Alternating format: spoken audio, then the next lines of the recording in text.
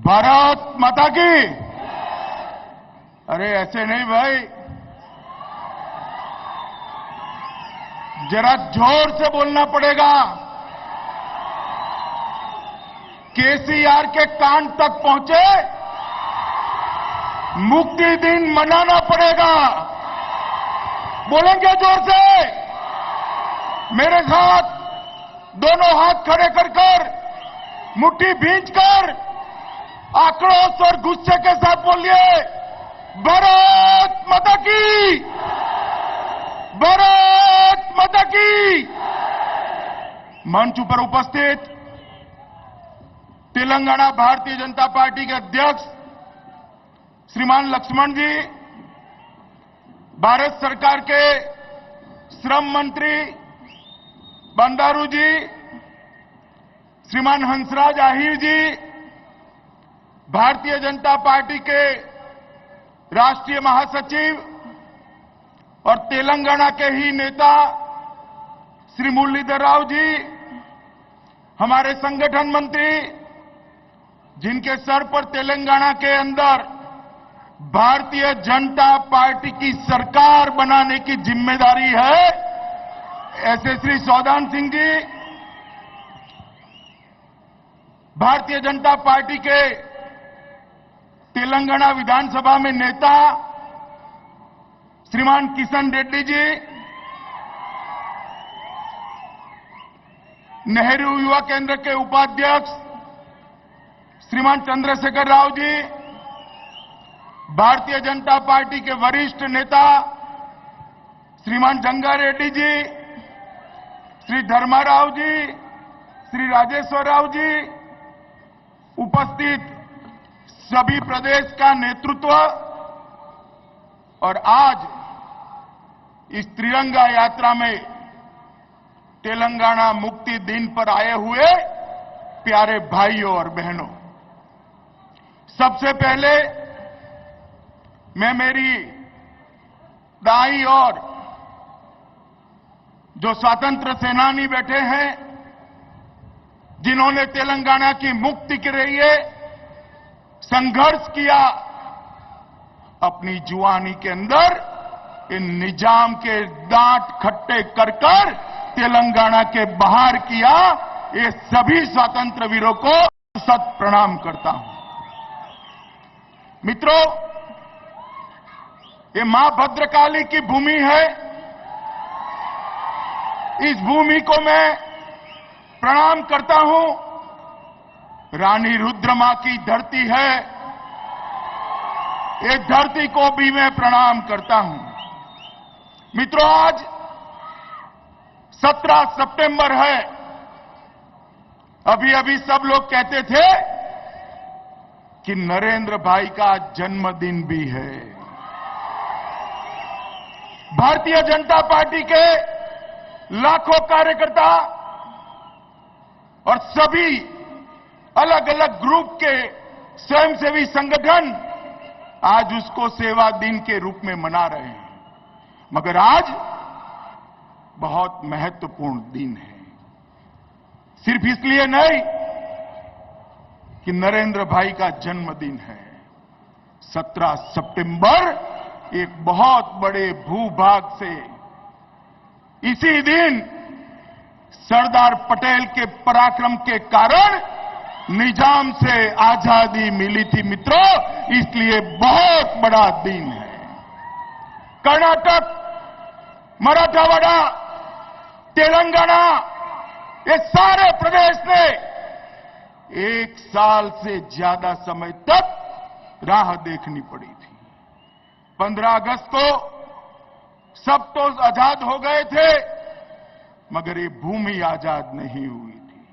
और यहां कोमारम भीम, रामानंद तीर्थ, रामचंद्र राव, वीरभद्र राव, श्री राजा कृष्णन जी, नारायण राव, हनुमंत राव वगैरह ने साथ में मिलकर हजारों देशभक्त युवाओं के साथ एक आंदोलन खड़ा किया था।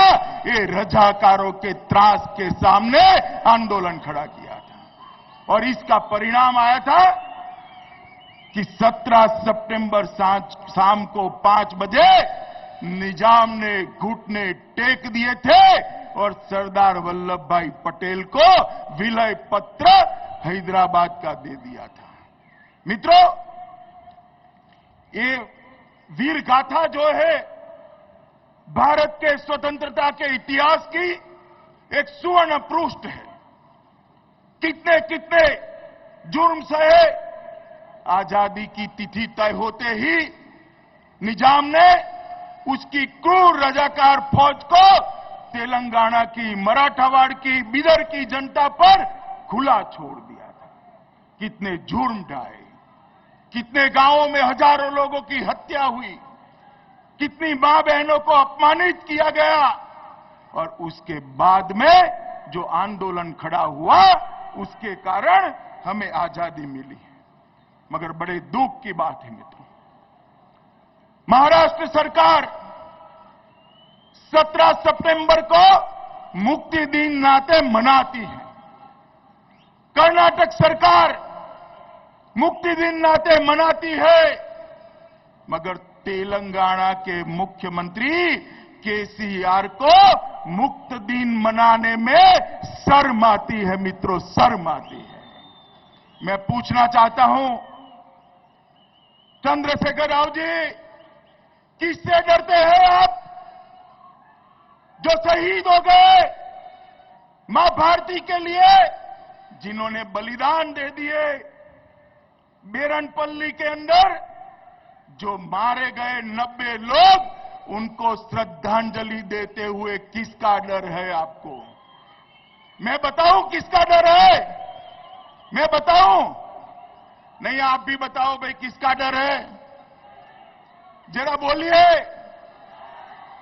ठीक बात है, ओवैसी से ये डरते हैं, ओवैसी से। मगर हम भारतीय जनता पार्टी के कार्यकर्ता देश के मुक्ति महोत्सव मनाने में किसी से नहीं डरते हैं। जब तक भारतीय जनता पार्टी है, ये मुक्ति महोत्सव मनाती रहेगी, हमें कोई नहीं रोक सकता मित्रों। उनको वोट बैंक की राजनीति करनी है। आज भी उनको लगता है कि ओवैसी उनकी सत्ता संभालने में मदद कर देगा। मित्रों, मैं कहना चाहता हूं कि चंद्रशेखर राव जी, जनता की भावनाओं को आप समझिए। आपको मुख्यमंत्री ओवैसी ने नहीं बनाया है, ये तेलंगाना की महान जनता ने बनाया है, महान जनता ने बनाया है। और अगर आपकी प्रायोरिटी आज ओवैसी है, तो 10,019 में का डब्बा जब खुलेगा तो मैं कहना चाहता हूं, डब्बा गुल हो जाएगा, गुल हो जाएगा मित्रों। भारतीय जनता पार्टी की सरकार केंद्र के अंदर देश की जनता ने पूर्ण बहुमत की सरकार 2014 के अंदर बनाई है। ये सरकार ने तेलंगाना राज्य को मजबूत करने के लिए बहुत सारे काम किए हैं। तेलंगाना को 90,000 करोड़ से ज्यादा सहायता देने का काम नरेंद्र मोदी सरकार ने किया है मित्रों, नरेंद्र मोदी सरकार ने किया है।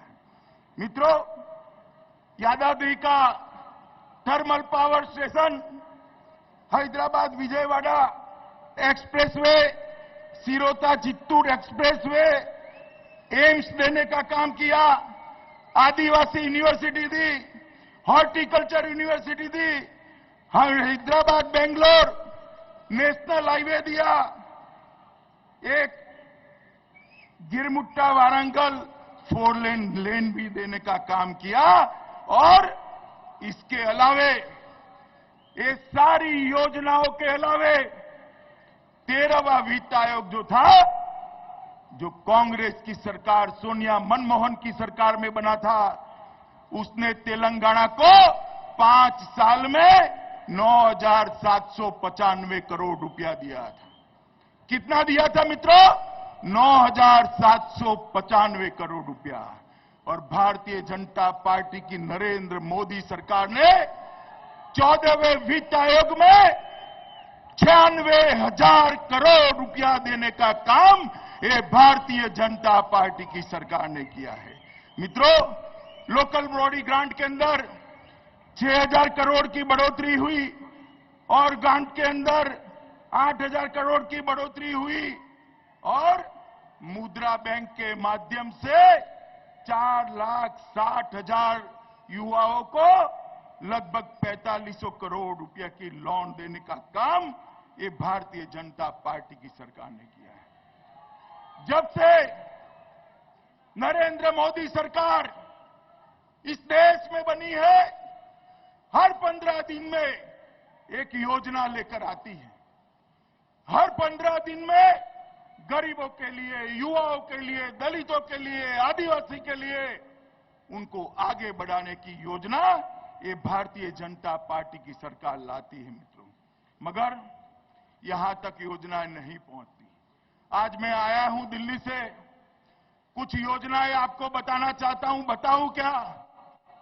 जरा जोर से बोलो, बताऊं? बहुत लंबी सूची है मित्रों, मैं बोलता हूं। अगर आपको ऐसा लगे कि बहुत हो गया तो रोक लीजिएगा, ठीक है? बताऊं? प्रधानमंत्री जन धन योजना, प्रधानमंत्री आवास योजना, सुकन्या समृद्धि योजना, मुद्रा बैंक योजना, जीवन ज्योति बीमा योजना, सुरक्षा बीमा योजना, अटल पेंशन योजना, सांसद आदर्श ग्राम योजना, प्रधानमंत्री फसल बीमा योजना, ग्राम सिंचाई योजना, गरीब Kalyan Yojana, Jan Aushadhi Yojana, make in India, स्वच्छ भारत अभियान, नेशनल बाल स्वच्छता मिशन, सॉइल हेल्थ कार्ड, राष्ट्रीय कृषि बाजार, परंपरागत कृषि विकास योजना, digital India, skill India, Beti Bachao Beti Padhao, प्रधानमंत्री विद्यालक्ष्मी कार्यक्रम, मदन मोहन मालवीय शिक्षण प्रशिक्षण योजना, मिशन इंद्रधनुष, सस्ती दवाओं की दुकान, दीनदयाल उपाध्याय ग्राम ज्योति योजना, दीनदयाल उपाध्याय ग्रामीण कौशल योजना, दीनदयाल उपाध्याय श्रममेव जयते योजना, अटल मिशन फॉर रेलवे। अरे भैया, अभी तो बहुत बाकी है।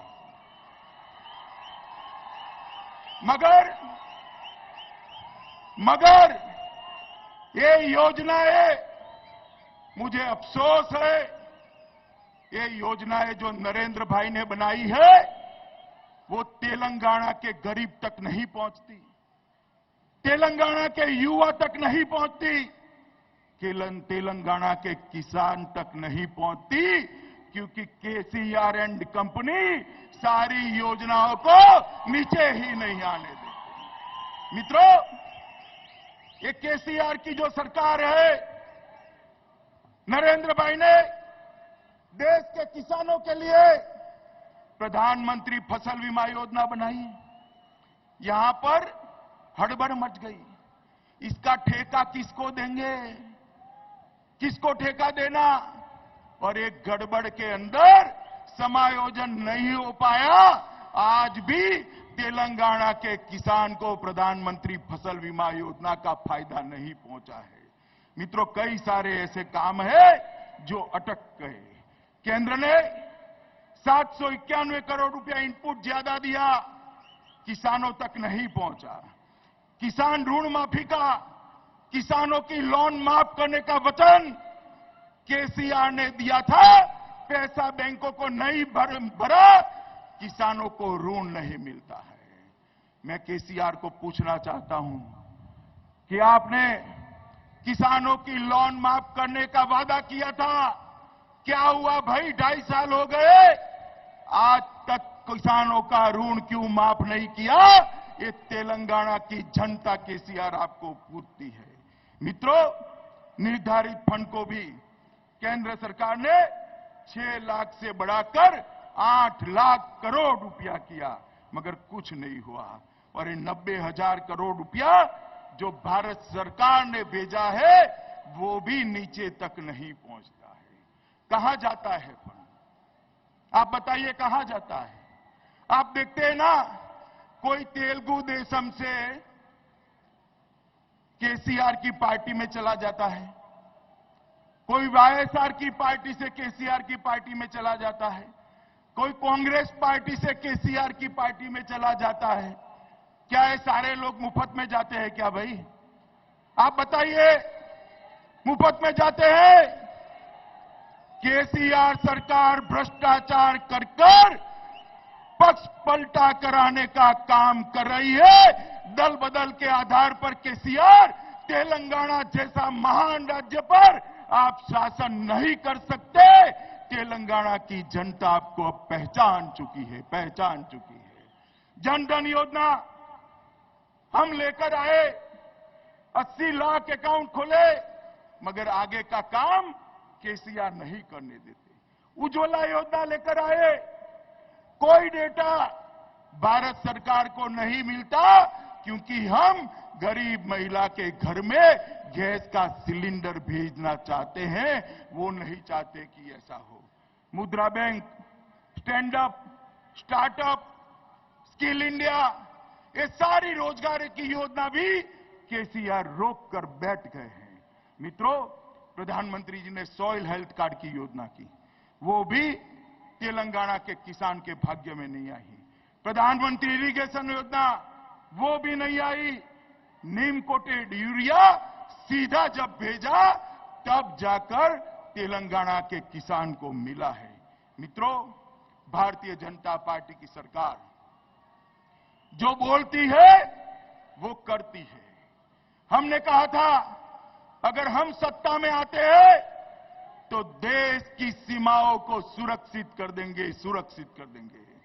मित्रों, आज मैं आपको कहना चाहता हूं, अभी ये राहुल बाबा जो है ना, राहुल बाबा जानते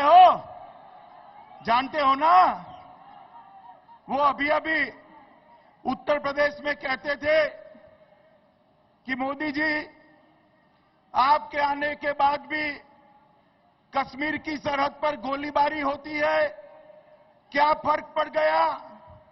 अरे राहुल बाबा, फर्क आपको मालूम नहीं पड़ेगा। इसके लिए नजर चाहिए, नजर। मैं बताता हूं क्या फर्क पड़ा है। फर्क ये पड़ा है, जब सोनिया मनमोहन की सरकार थी, कांग्रेस पार्टी की सरकार थी, तब गोलीबारी की शुरुआत पाकिस्तान की फौज करती थी और उसकी समाप्ति भी पाकिस्तान की फौज करती है। और नरेंद्र मोदी की आज सरकार है, भारतीय जनता पार्टी की आज सरकार है, कमल के निशान की सरकार है। गोलीबारी की शुरुआत तो आज भी पाकिस्तान करता है, मगर उसकी समाप्ति भारत की सेना करती है। मित्रों, भारत की सेना करती है। हमारे शासन में, राहुल बाबा कान हो तो सुन लो, हमारे शासन में सेना ने ऑर्डर लेने की जरूरत नहीं है।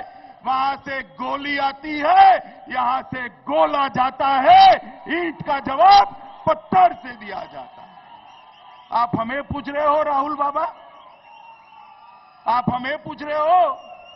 आपकी सरकार थी, 12 लाख करोड़ रुपए के घपले घोटाले हुए, हर एक क्षेत्र के अंदर भ्रष्टाचार हुआ। और आज नरेंद्र मोदी की सरकार है, भाजपा की सरकार को 2.5 साल हो गए। भ्रष्टाचार का एक भी आरोप हमारे विरोधी भी नरेंद्र मोदी जी पर नहीं लगा सकते।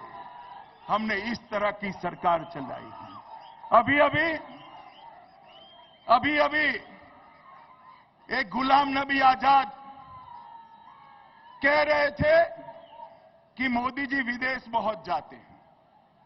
मित्रों, गुलाम नबी जी को मैं जवाब देना चाहता हूं कि मोदी जी मनमोहन सिंह से कम विदेश गए हैं, मगर आपको मालूम नहीं पड़ता है। क्यों? क्योंकि पहले ये मनमोहन सिंह जी, मौनी बाबा विदेश जाते थे, किसी को मालूम ही नहीं पड़ता था। कहीं पर भी जाए किसी को मालूम ही नहीं पड़ता था।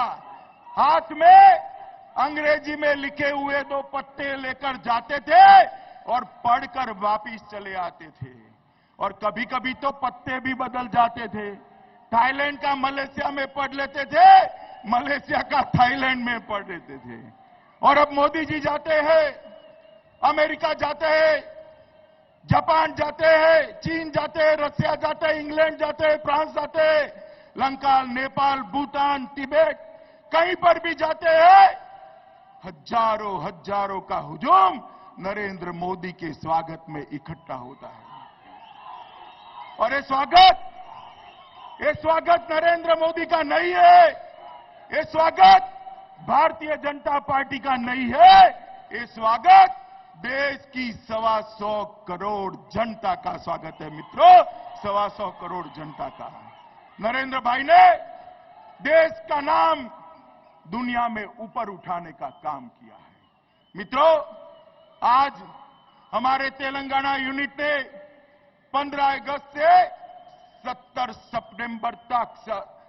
सितंबर तक पूरी यात्रा, तिरंगा यात्रा गांव-गांव हर विधानसभा में निकाली है। हमने तेलंगाना मुक्ति आंदोलन के सभी शहीदों को श्रद्धांजलि दी है और संकल्प लिया है कि 2019 में तेलंगाना में भी पूर्ण बहुमत की भारतीय जनता पार्टी की सरकार बनाएंगे और तेलंगाना को देश का विकसित राज्य बनाएंगे।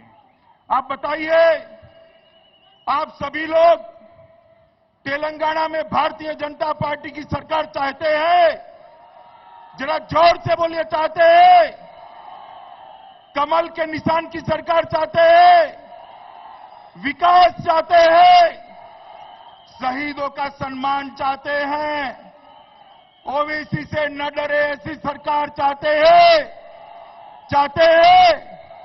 तो नरेंद्र मोदी जी के हाथ मजबूत करिए और मेरे साथ दोनों हाथ खड़ा कर मुट्ठी भींचकर आक्रोश के साथ बोलिए, भारत माता की, भारत माता की, भारत माता की, वंदे मातरम।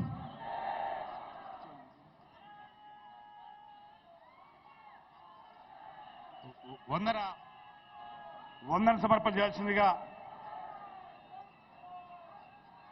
మిత్రులు